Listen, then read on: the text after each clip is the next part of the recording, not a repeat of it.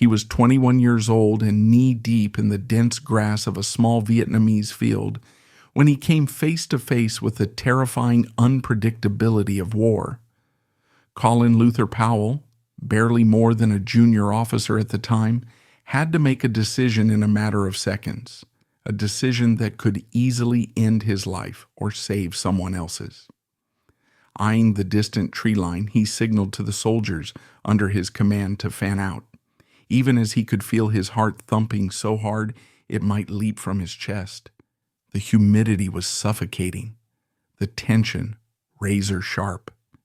In that tense moment, one that rarely makes it into official biographies, Powell grappled with his own sense of responsibility and the fragility of every life entrusted to his care. War, he would learn, is never truly safe, even for those who survive. That was just one early jolt in a life shaped by conflict, discipline, and the quest for moral clarity. Colin Powell would rise to become a 4-star general, chairman of the Joint Chiefs of Staff, and a Secretary of State. He would command American forces during one of the most decisive military engagements of the late 20th century, publicly address the world to justify a new war that would change global politics for decades, and navigate controversies that left deep imprints on his conscience. Yet behind the polished uniform, behind the famed Powell Doctrine that argued for overwhelming force, stood a man shaped by 1,000 personal struggles, childhood challenges, raw experiences in Vietnam, moral dilemmas over military intervention, and the aches of an immigrant family longing for their son to succeed. His journey illustrates the complexities of leadership, balancing power with the enduring emotional toll of warfare. It was an era when the world balanced precariously between old colonial influences, the Cold War chessboard, and rapidly changing domestic tides in the United States. Born in 1937 in Harlem to Jamaican immigrants, Powell grew up in a country that was grappling with segregation, racial tensions, and the economic aftershocks of the Great Depression. World War II had ended only a decade earlier, reshaping international alliances. Then came Korea, then the tensions in Cuba, and eventually the spreading conflict in Vietnam, where the U.S. was determined to stop the advance of communism in Southeast Asia.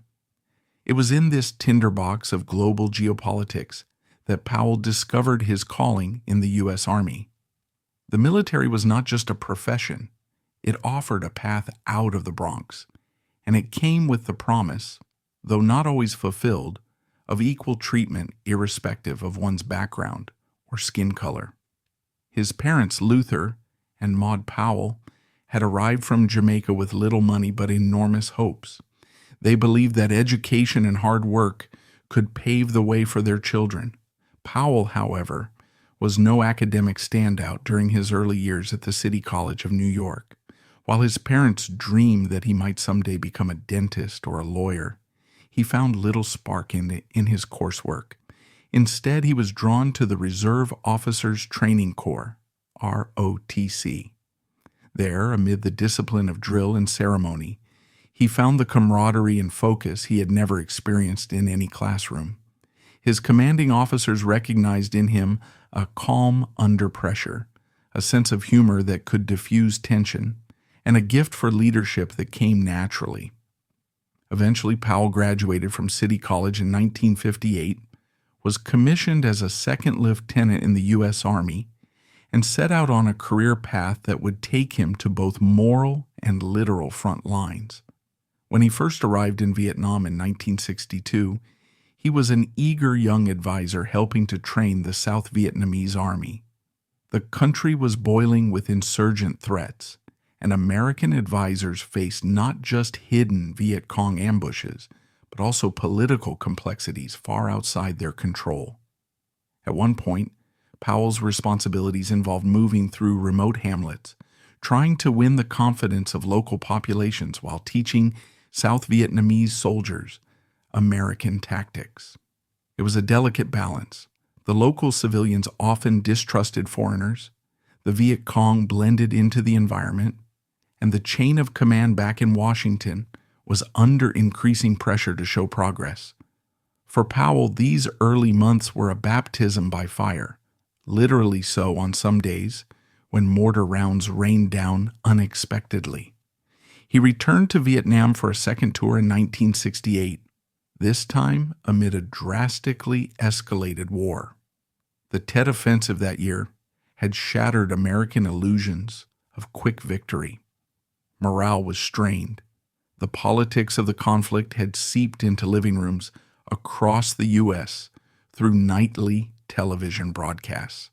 Every day, news stories of atrocities and high death tolls emerged. Powell found himself stationed with the American Division, the same division that would be plagued by the My Lai massacre scandal. To this day, there is debate over the extent to which Powell was aware of or involved in investigating the claims of wrongdoing. In official correspondence, he wrote that the morale and discipline of American troops were high, a statement some critics interpreted as a dismissal of deeper problems. While his own complicity remains disputed, he was not personally at My Lai. Some argue that this moment marked a hard lesson in how easily truth can be overshadowed or obscured in the fog of war and in the complexities of bureaucratic reporting.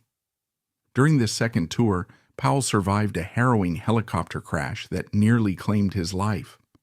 On a routine trip scouting out terrain, the chopper took enemy fire and crashed into thick jungle canopy. As smoke filled the cockpit, Powell scrambled out, ignoring the pain searing through his torso. Then he heard the cries of fellow soldiers. Instead of seeking immediate safety for himself, he crawled back into the flaming wreckage to pull them out.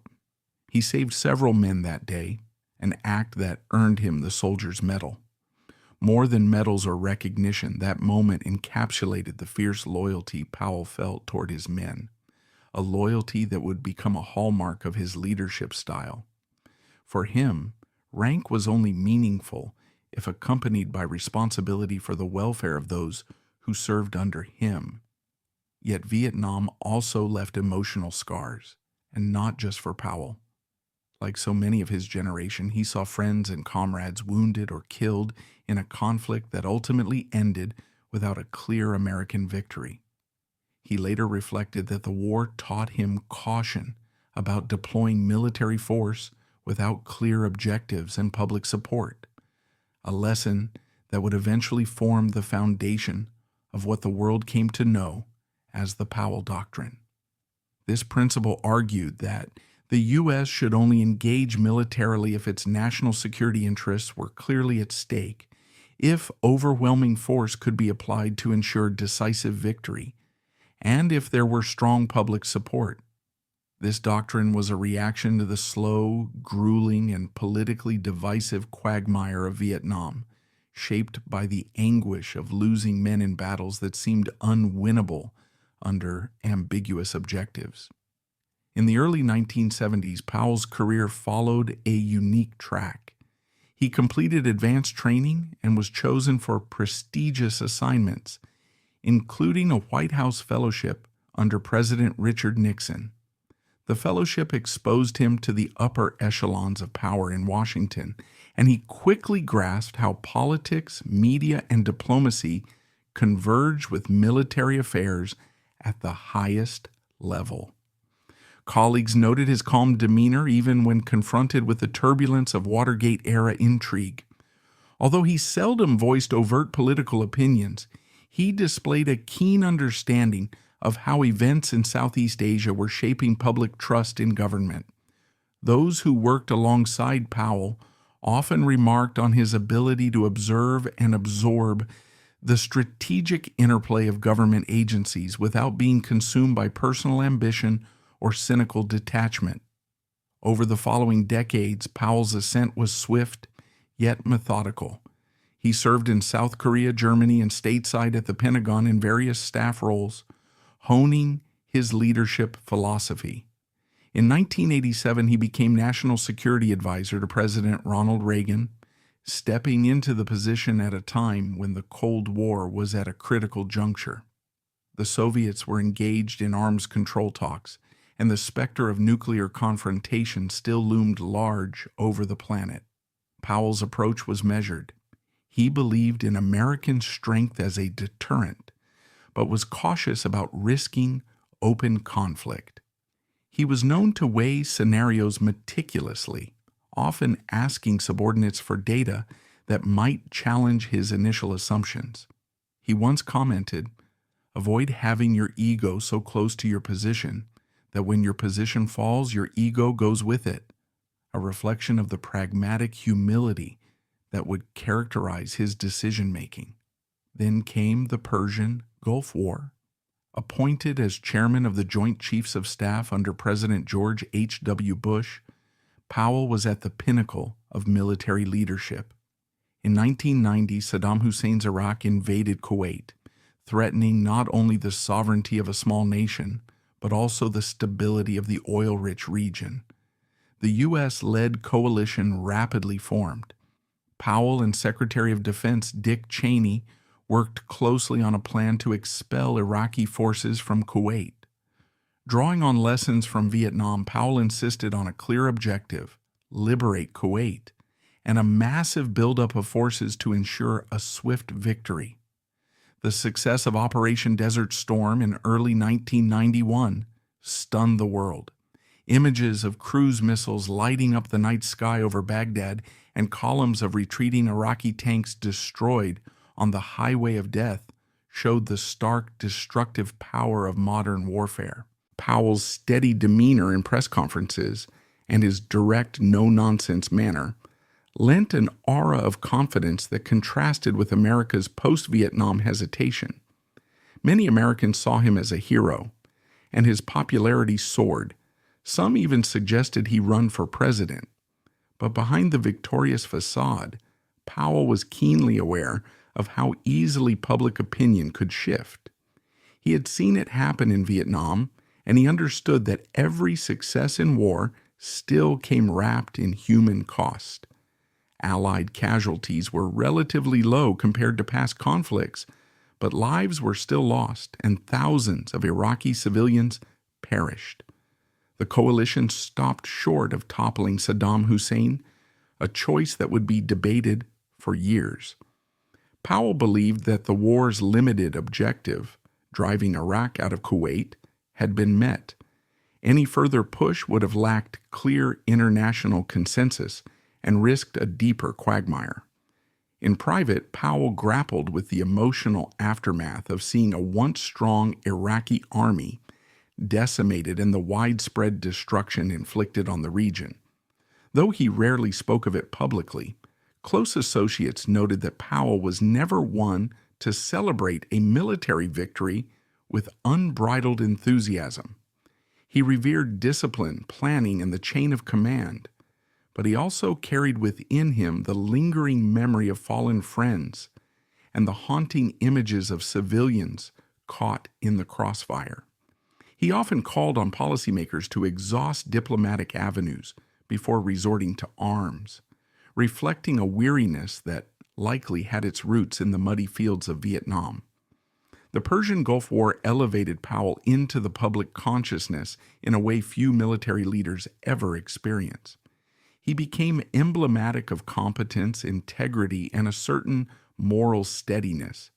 He was also the first African American to serve as chairman of the Joint Chiefs of Staff, a symbolic achievement in a nation that still struggled with racial disparities. For many African Americans, Powell's ascent marked a moment of immense pride. For others, it was a reminder that doors could indeed open, even within institutions historically bound by prejudice.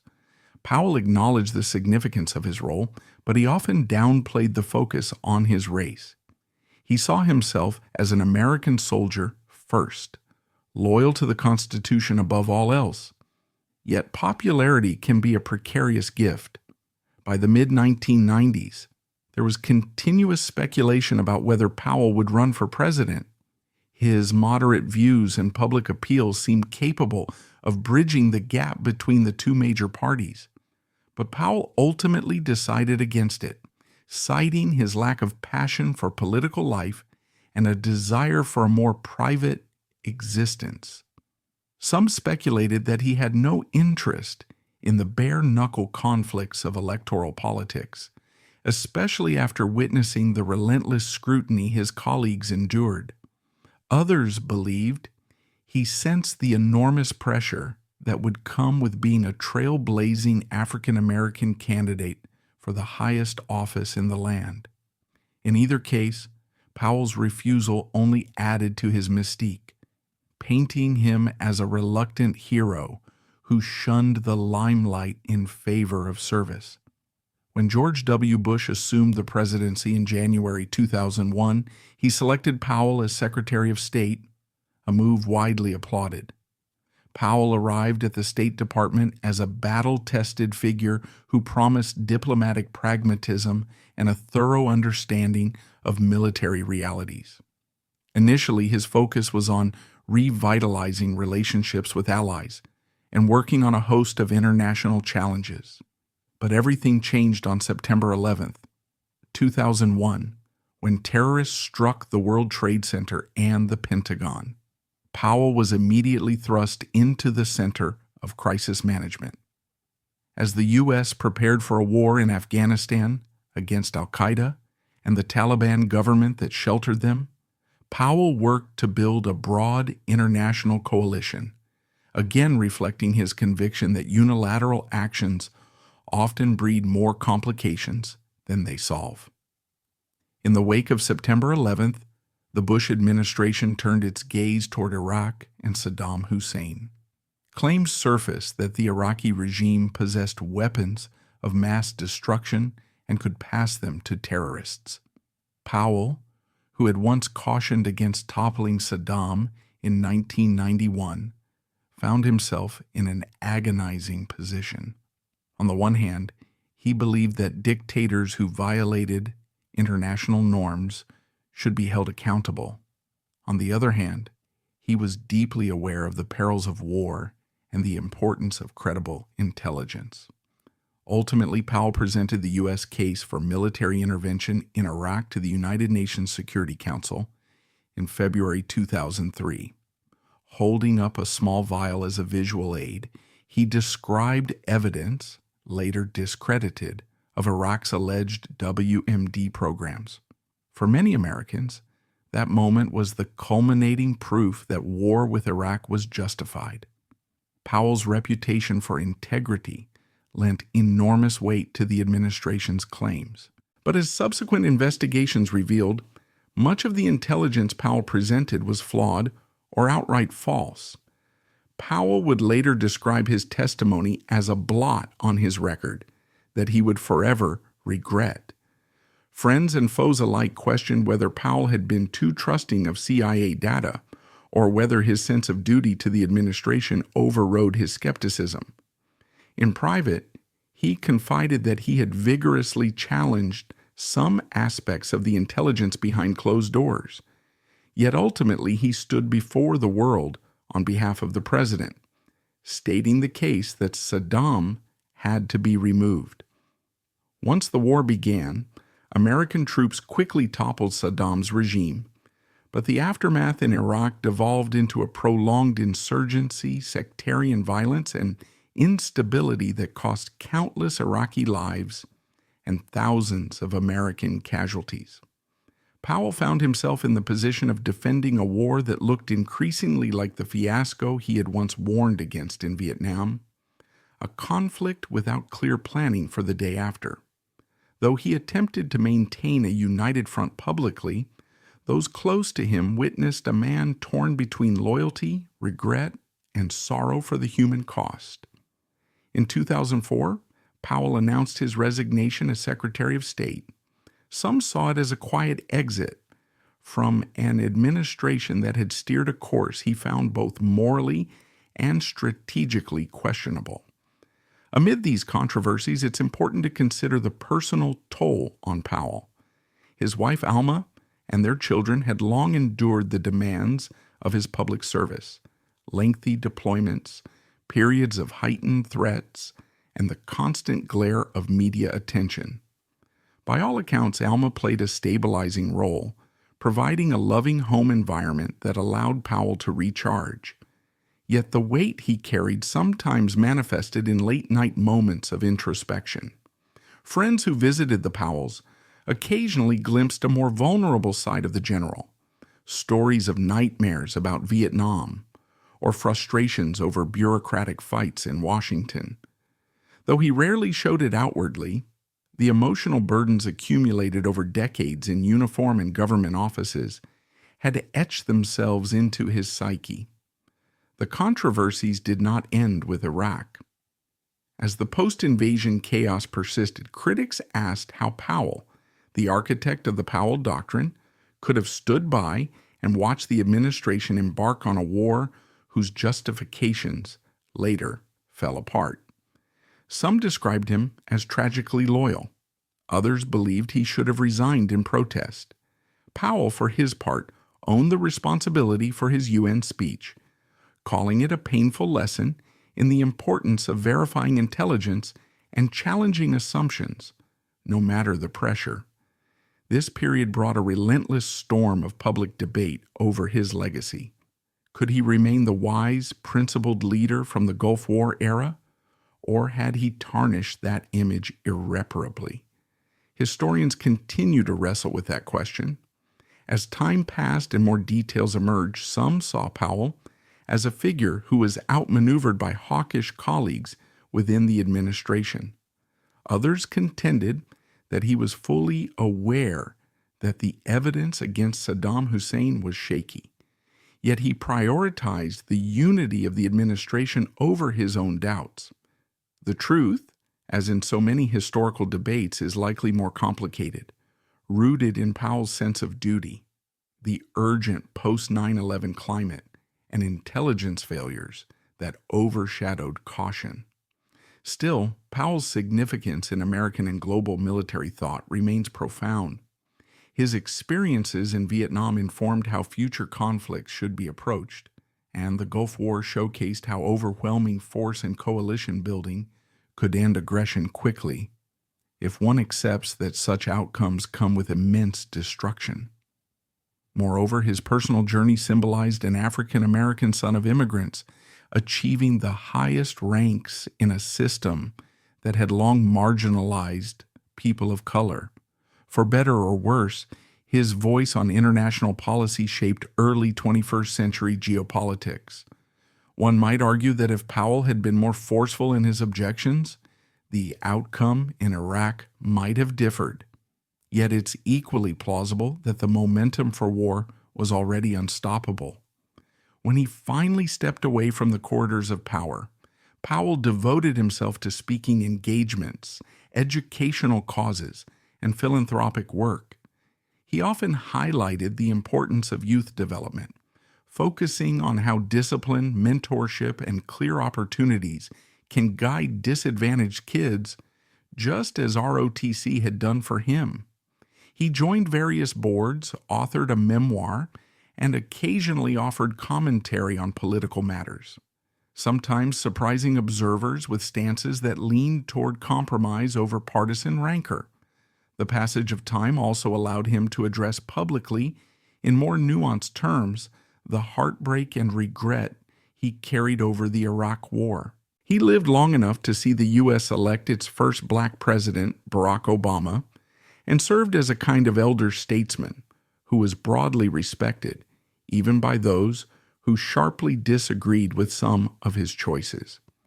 In interviews, he spoke quietly of the sacrifices endured by soldiers and their families, often reminding audiences that behind every conflict are human beings who bleed, grieve, and sometimes never fully heal.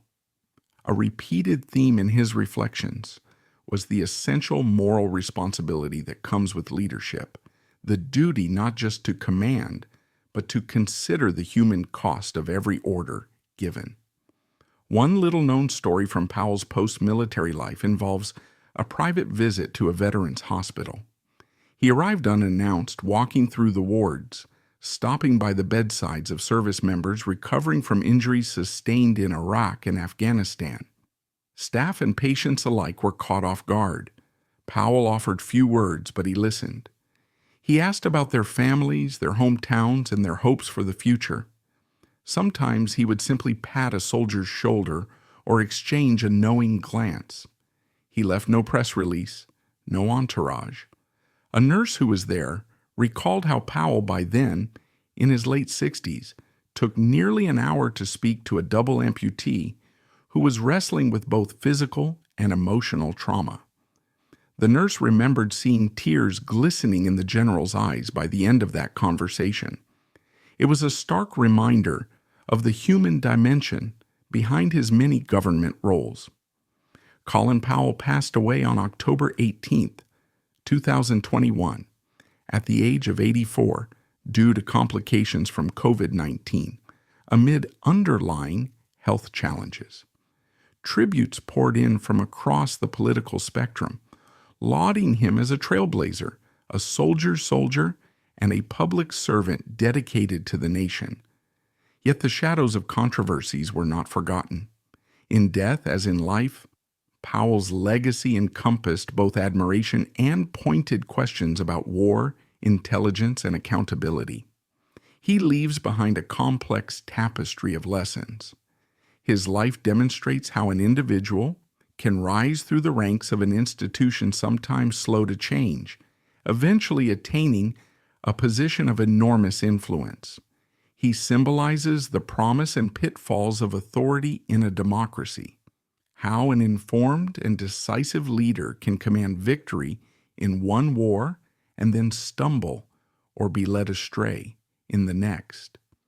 He underscores the precarious power of personal reputation, which can be deployed to rally a nation or influence global opinion, but can also become ensnared in flawed assumptions and intelligence failures. Powell's story is also a meditation on duty, the unstoppable drive to serve and protect, the moral responsibility to weigh the grim consequences of conflict, and the struggle to remain true to oneself in an environment rife with competing agendas. For older Americans and Europeans who lived through the Vietnam era, watched the Cold War wane, and witnessed the jarring transformations of 9/11 and the Iraq War, Powell's journey is interwoven with their collective memories of a half-century shaped by shifting alliances, uncertain truths, and a constant demand for capable leadership. His experiences invite reflection on what it means to serve, whether in uniform or in public office, and how easily convictions can be tested or betrayed by the swirling forces of national security and politics. And that wraps up today's video. If this video resonated with you, please give it a like, leave a comment with your feedback, and subscribe to stay updated on upcoming videos. Appreciate you watching.